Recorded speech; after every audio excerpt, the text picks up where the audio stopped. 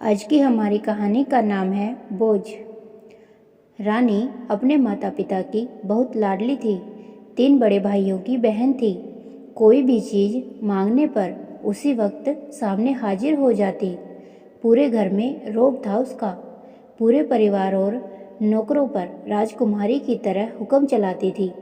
School में भी पूरा रोब था उसका। बड़े घर की लाडली जो थी वो। ऐसे ही उसने कॉलेज में दाखिला लिया। उसके ठाट बाट बड़ी गाड़ी में आना जाना, हर दिन नया फैशन देखकर हर कोई उससे दोस्ती करना चाहता था। थोड़े ही दिनों में उसके बहुत से दोस्त बन गए। पूरे कॉलेज में उसकी अपनी ही एक पहचान थी। इन दिनों उसके घर एक रिश्ता आया। खानदानी लोग थे और पापा की पुरानी जान पहचान भी थी उनके साथ। रानी के साथ कोई ज़बरदस्ती नहीं थी, पर रानी ने फिर भी हाँ कर दी क्योंकि वह अपने परिवार से बहुत प्यार करती थी। वह जानती थी कि वह लोग उसका अच्छा ही सोचेंगे। लड़के का नाम श्याम था। श्याम काफ़ी पढ़ा लिखा और समझदार लड़का था। ससुराल वाले भी बहुत अच्छे थे। ससुराल में रानी की जगह वैसी ही थी जैसे कि मायके में। कोई भी कार्य रानी की सलाह के बिना नहीं होता था। सबकी लाडली बहू बन गई थी वह। फिर उसके घर एक बेटे का जन्म हुआ। उसका नाम राहुल रखा। राहुल रानी को जान से भी प्यारा था। पोता पाकर ससुराल वाले तो फूले नहीं समा रहे थे। रानी कभी कभी सोचती कि उसकी किस्मत कितनी अच्छी है। उसका हर अपना उसे कितना प्यार करता है। चाहे जीवन में कैसा भी समय आए, मेरे अपने हमेशा मेरे साथ हैं। मैं कभी अकेली नहीं हो सकती। कितनी खुशकिस्मत हूँ मैं। पर शायद रानी की खुशियों को उसकी अपनी ही नज़र लग गई थी। एक दिन वह मायके जाने की जिद कर बैठी। शाम को बहुत काम था, लेकिन वह फिर भी उसे ले गया। रास्ते में उनकी गाड़ी अन्य गाड़ी से टकरा गई।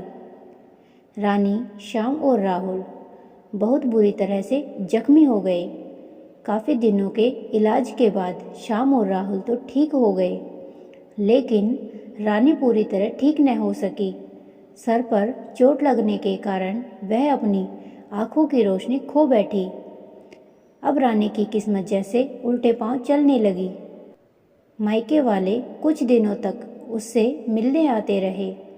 फिर कभी कभार फ़ोन ही करके पूछ लेते कि अब कैसी हो। धीरे धीरे ये सिलसिला भी कम हो गया। ससुराल वालों की सहानुभूति भी कम होने लगी। घर में किसी को पास बैठने के लिए कहती तो जवाब मिलता, बहुत काम है, अब तुम भी हाथ नहीं बटा सकती। शाम भी चिड़चिड़ा हो गया था। बस राहुल ही था उसके साथ, जिसके साथ हंसते खेलते उसका वक्त गुजरता। एक दिन रानी के हाथ से कुछ सामान गिर गया, जिसकी वजह से राहुल को हल्की सी चोट लग गई।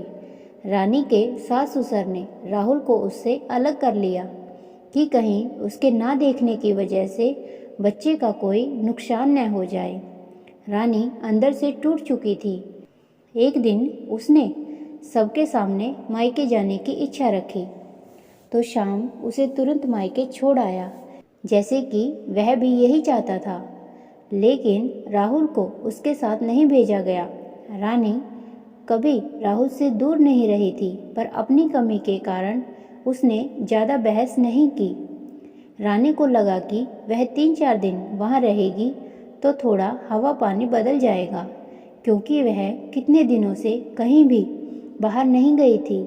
घर वाले भी इतने दिनों के बाद उसे देखकर कितने खुश होंगे। रानी के घर पहुंचने पर सब लोग बहुत खुश हुए। खाने में सब कुछ रानी के पसंद का ही बना था। उसने अपने मम्मी पापा और भाई भाभीयों से दिल खोलकर बातें की। उनके छोटे छोटे बच्चे भी बुआ के साथ घुल मिल गए थे।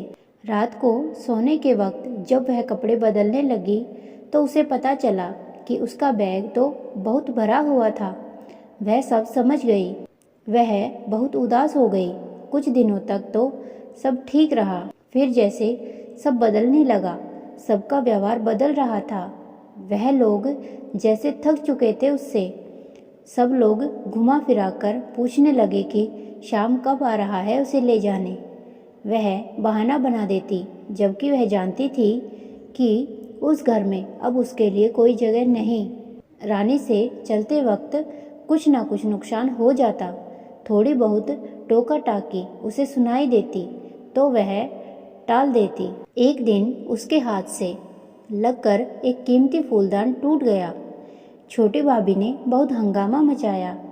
रानी के माता पिता रोज रोज के झमेलों से तंग आ गए थे। उन्होंने शाम को खुद फ़ोन कर दिया। शाम रानी को अपने घर ले गया। रानी को अपने परिवार वालों से ये उम्मीद नहीं थी।